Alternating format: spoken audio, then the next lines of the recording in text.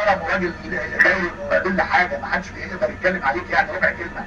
ولكن انا الشك يعني في اللي انا شفته في كره القدم مش يعني ما اكيد اكيد اكيد ما انت فاهم وانت لعيب كوره وعارف. وبعدين الواحد بصر ممكن يغلط في لعب اكيد يعني ده بقى في 14 و15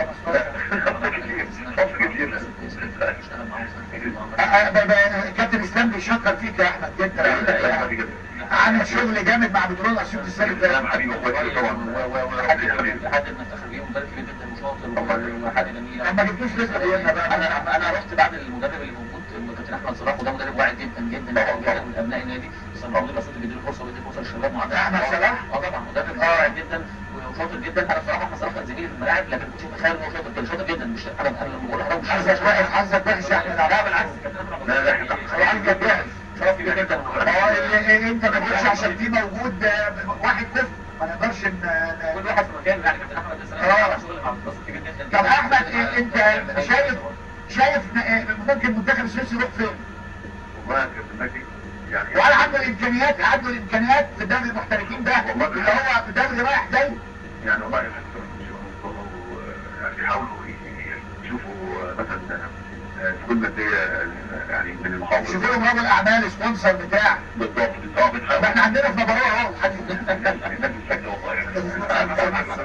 الحاج حسن حسان سبونسر نبراوه. دي حاجه كويسه. ممكن نجيبوه يا ريت والله يا ريت والله.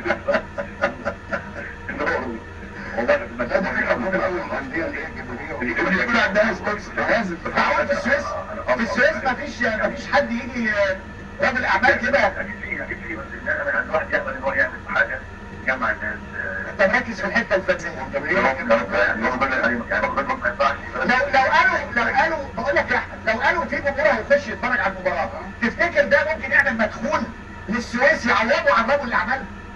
بص بدري جاي لسه يعني ماديا لسه يعني الراجل يعني التذكره كام يعني البلد بسيطه يعني التذكره مثلا لو اتعملت ب 50 جنيه او 100 جنيه في الماتش ممكن يجيب مبلغ لمنتخب السويس. يبقى الملعب يا كابتن وفي حاجه ثانيه كمان، الموضوع مش على الملعب بس، اتفرج انت بقى بره الملعب بيبقى ايه كمان. ده بتاع انا حضرت ماتش السنين، حضرت ماتش مثلا وانجلترا في فكنت رايح عادي. دخلت كنا احنا في مجلس الاداره. دخلت عملت شنط بالاستاد نفسه. اشتريت شنط من جوه لابس الشغل ده. طب ليه؟ هتيجي تبص على كل اللي حواليها كلها محلات دي هتيجي تبص تلاقي كلها عليها رواج وعليها حركه. كلامك واضح.